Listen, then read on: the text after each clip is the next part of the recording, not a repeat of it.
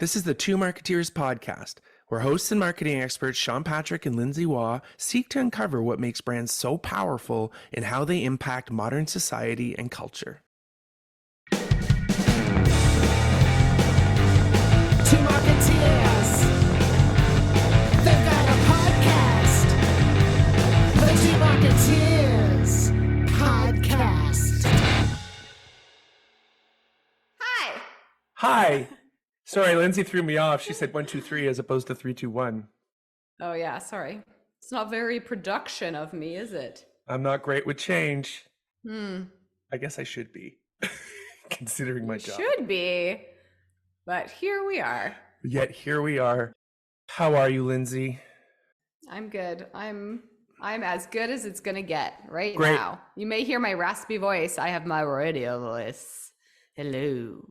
Hello. Try not to get seduced, marketeers. How are you, Sean? I'm fine. Thanks for asking. Let's get into it. Okay. Hey, Lindsay, Hey. how much do you make? Too much for you to know. Good answer. Good answer. Or is it? Not very transparent of me, is it? No, I think that's illegal. I think you're right. Okay, that was great role playing. Wow, we need to do more of that. Yeah. We're going to talk about the Pay Transparency Act. This is a fascinating topic because I've got views on both sides. Me too. You do? Yeah. Yay! Let's start with what your first reactions were. Maybe we should talk about what Pay Transparency Okay, is. what is it? Why are we talking about this? What is it?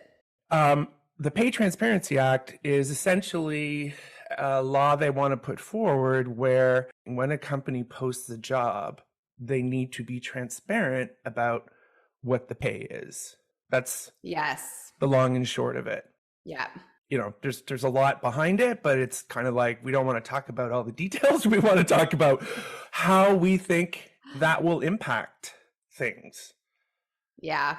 Is it right? And they're Is it trying wrong? to like eliminate inequality and bias and things as well. Because I also saw that they need to be transparent about their use of AI in hiring practices as well, which is Correct. just trying to reduce the bias of certain hiring practices and then also trying to reduce the inequality around pay and helping to make it more transparent for the people who are looking to get jobs.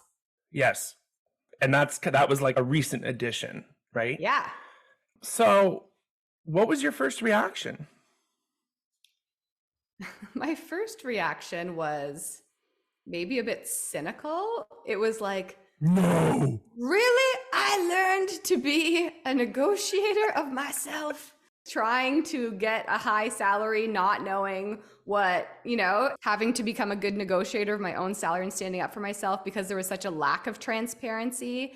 Yeah. So I was like, wow, that would have been nice, which was kind of like my first cynical view. And then as I explored it more, especially because it impacts mostly marginalized groups, right? Women being a big part of that, because I think they still said in 2021, women make 89 cents compared to men. Does that make sense? Yeah, whatever the basis is, they make 89 cents on the dollar that a man makes. Right. So then, of course, when I thought about it a little bit further, I was like, amazing. It's amazing for people like me specifically, and for marginalized people and especially marginalized groups that include women as part of that. So then I was like, that's wonderful that you don't have to fight for yourself so hard, that perhaps transparency can help people actually get what they're worth. Yeah, it is still a fight, but the intention is to make it as fair a fight as possible. Yeah, it's an informed fight. Yeah. More informed. Yeah, what was your initial reaction? Well, sure enough, I was the opposite. So I started with, wow, this is, it's something I've always felt in recruitment. I've experienced it. It's like, can we not waste everyone's time, and can we just talk about the value? Because we're Yeah. wasting time. And I think when I became freelance many, many years ago, that was always the thing, as I realized there's so much energy wasted. Is to say, I always equated it to the dating metaphor. And it's like, if you're on a date with someone and your frame of mind, your mindset is that of, look, I really want to meet someone so I can settle down. And then that person you have coffee with says, they seem all the right things, but they say, well, just so you know, I'm a meth addict. Ooh. Well, great. That's really good to know right now. You have a great day. I know it's extreme, but that's the metaphor of why are we having conversations when I don't even know if you align with what I want? And a big part of that Correct. is the money. Yeah. We go looking for jobs very clearly with an amount, right? That's the amount we need to make.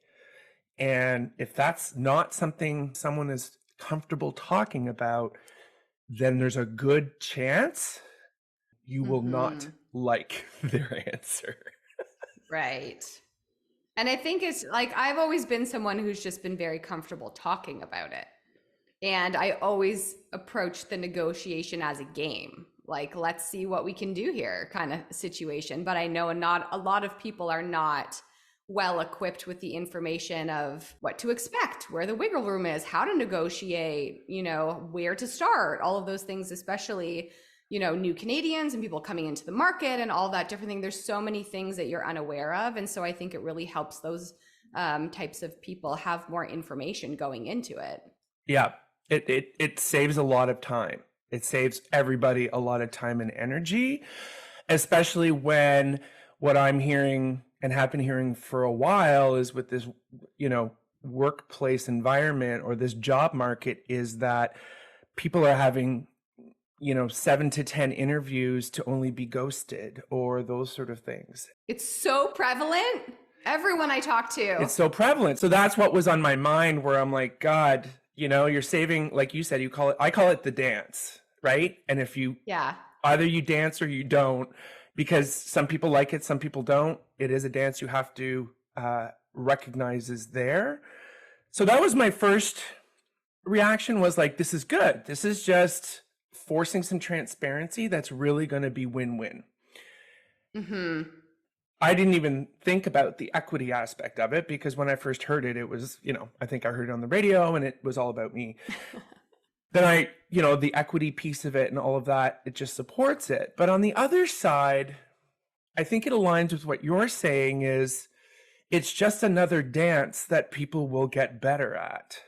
Yeah, because negotiation's a learned skill, right? Yeah. This happens a lot, I think, in our day and age where it's wonderful that we have a government that, listens and really tries to fix it, but they try and fix it before we really understand the impact it can have. And what I feel is gone is what happened to, well, let's look historically, right? Like, let's look historically about why is this kind of model in place? When did things start working this way? And it's hard for me to be objective because I'm a 50-something-year-old white male. I was always able to dance, right? Like, you got to get into the dance before you can even start negotiating. So I'm at an I don't know, but I feel like I can see it. I can see it being used to advantage those that maybe it wasn't intended to advantage. And who I mean about that is this idea of, at least in our sort of world, like the world of knowledge workers, this pervasive thing I hear about, top performers feeling like they're paid equally to those who are not top performers. Right. That's what I was wondering. Like, does it work the reverse way as well, right? Where people who get paid a lot, who maybe perhaps they are a top performer or they bring something different or whatever the case may be. Yeah. Does that then work to their disadvantage? Exactly. And, I guess we'll find out. Yeah. What it did do for me is really, once again, bring back sort of, so what does frustrate me about that? What does frustrate me personally? How do I see that affecting others? And it's just, it comes back to you know me, I've always been a big proponent of, and actually really tried to master how you value talent and how Hmm. on an individual basis. And how do you, beyond the pay, how do you ensure that each individual is seen for what they have to offer? And how do you help get them there? That's the part nobody talks about. Well, that's where I think they're starting to dip their toe with the AI situation, right? Yeah. Because in hiring talent, in having those conversations, in being able to speak to people one on one to understand their perspective and their value, that's not necessarily something that AI tools can do, right? So in the way that we talk about how strategy is a bit of art and science, I would assume that hiring practices are also art and science, in that how you figure out who the best candidates are aren't necessarily just based on an algorithm. Absolutely. And I think the AI piece is I actually think the AI piece is more even better than the pay transparency, because it brought to light something I have been aware of but just couldn't pinpoint, and it's idea that Mm-hmm. how do you even apply for jobs? How, as a marketer, how is there some kind of authenticity between how the people looking for a specific person can find that person? And I believe there's this false belief and trust in a system that forces people to dance in ways they don't dance, like picking keywords for resumes and what's my LinkedIn Yeah. profile. It's like, it's just all, we're all running at this trying to solve it. And I just, I'm more curious as to how will it change the recruiting process. That's, I want to hear from leaders, because I feel we Yeah. haven't heard a lot of that. And I even wonder from recruiting companies, what does this mean for them? If this is going to shorten the process, I got to believe that that's a hit economically to the recruiting industry. Wouldn't you say? Yeah, you know what's interesting In the about that knowledge worker too? space. Yeah, totally. Because when I was researching for this episode, yes, I did research At a a girl. touch. Thank you. A touch. There's very little opinion pieces about this out No. there. It's all, here's what the Transparency Act is. Then it's a bunch of law firms stating what that means. And I even went on LinkedIn under LinkedIn articles to see if anyone had just written like their point of view on what, and like, Yeah, like, exactly. like no one's saying anything. Like, we were all fired up. Like, okay, this is happening. Like, this is going to be groundbreaking. And then I'm like, oh, it happened 5 years ago? Oh, I know. they tried, but then they shelved it because the government changed? Oh, it's already in BC? Oh, New York's been doing it? And I'm like, where's the story? So it could be Yeah. just like, we've done this before, the right to disconnect. And oh my gosh, this is such a big thing. And it's sort of like, we'll see. Mhm. But I'm really curious as to what will unfold, and will it end up, like you said, I think in the labor force, and I think for the spirit of it is so right, but I Yeah, don't I know agree. I don't know much about that. Yeah. But how will it affect the industry we're in of marketing and advertising and creative and strategy? It'll be interesting. I wonder if it has a place there. Yeah, and like you said, they've been doing it in California and New York, which are also like big hubs of ad and creative shops and industries. And I Yeah. haven't seen anything, even when I looked around, I haven't seen anything on like the impact or how people feel about it. So like even being able to follow those markets as they go through what happens with this, Yeah. I think will be interesting parallels for us to learn as well here in Toronto and in Canada about what the impact of that can be. Yeah. This is for those who know their worth to a certain extent. At least they know their Mhm. minimum. And that's the dance to play. If there's a number there and you feel that number is fair, then you go in. Yeah. And Yeah. you'll quickly find out whether it truly is fair. Right. There's so many things I could say about this. I feel like we don't have time. Maybe I'll ask you one more question. Can I ask you one more question? Yes. So, when I first became a freelance consultant, I'm a Capricorn. I'm a A-type Capricorn, okay? So I put together a business plan of like, here's Here's what I need to be able to make to pay my mortgage. Here's how many hours that might be. Here's then how many projects I would have to work on to be able to make that money, and all of that all of those details, right? Yeah. And I really felt like at that time, I was like, this is the first time when I'm truly going to be able to be in control of the money I make. I'm not like handcuffed by someone else's budget. I'm not like impacted by the fact that I'm not a man in an industry that has a lot of men or whatever. Like I felt like this was the first time I could start to try and take control by stepping to the side and going a different path as to how much money I made and the value that I conveyed about myself and the value that I needed to start to believe in the services that I provided. Did you have any sort of thoughts or situation like that when you first started freelancing? Oh my gosh. I mean, let's be honest. And I was young too. It was like the industry was still pretty young that way. And it was like, how much do people charge? I don't know. How much do they charge? Okay, we charge that much. There wasn't this crazy sort of procurement and bottom line and ROI. Yeah. It was just about how much should people like us make? And we were like a friends kind of scenario. They're exactly the same age as we are, but we all knew how much each other made, and we all fought for each other because we were all good, like equally good, I'll say. Yeah. It's so about brand, Lindsay. So everything you just said, for the first time, you went with, you controlled the perception of your value. And that's what a brand does. A brand is not about you. It is about the perception of you. That is why it exists. And, that's, from what you said, that's what I always have to remember. I'm a brand. And if I take this, maybe I need it right now, but if I take this, will it erode my brand? Will I want to do it?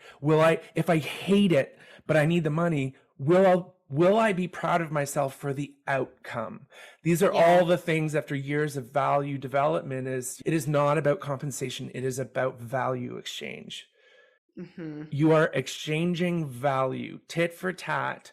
And when the value starts at a base that is based on money and only money, if you don't control the other things that ensure that value you provide is maintained, that's why people quiet quit. It's why people leave. It's why people leave and don't come back.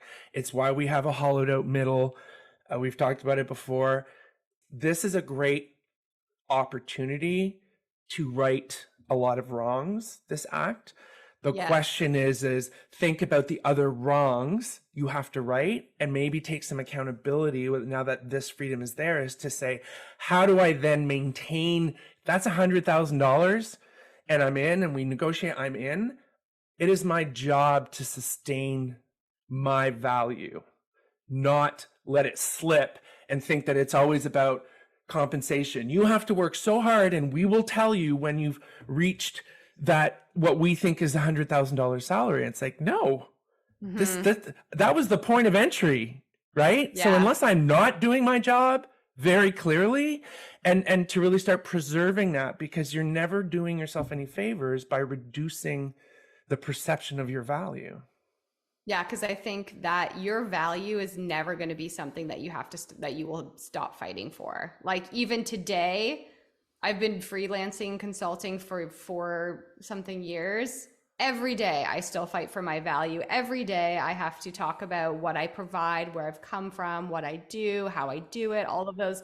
Like it does not stop. And I don't think for people as well, just because you see a number that you agree with on a job posting, that you're going to be like, well, that's my value, and you agreed to it. Ugh. Like you said, it's the starting point. There is still going to be negotiation that happens after that. There is still going to be fighting for your value that happens after that. And so constant. Yeah. So it's a nice starting place, but it's also a prompt to people, I think, to get good at, like you said, understanding your value and being able to negotiate it. You will always have to stand up for yourself. Yeah. You need to build your brand. Your brand is where you start. And then you have to build it over time constantly.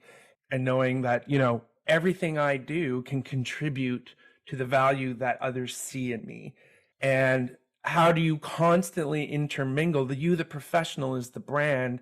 And how do you always use the best parts of you to raise the value of what that brand is. And that can be being funny. That could be being disciplined and going home at 6 o'clock. That can be having a great process.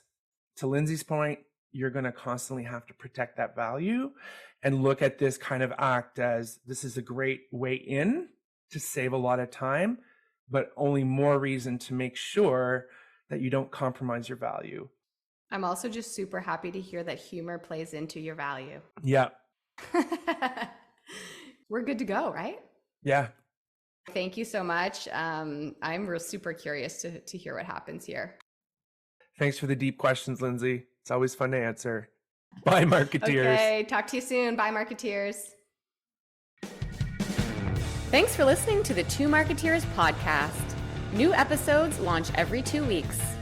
Find the Two Marketeers podcast on Apple Podcasts, Amazon Music, or wherever you like to listen. And be sure to rate and subscribe.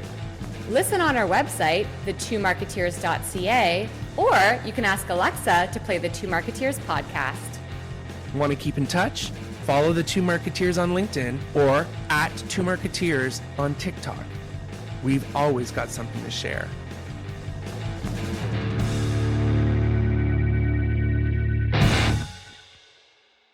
This podcast is over.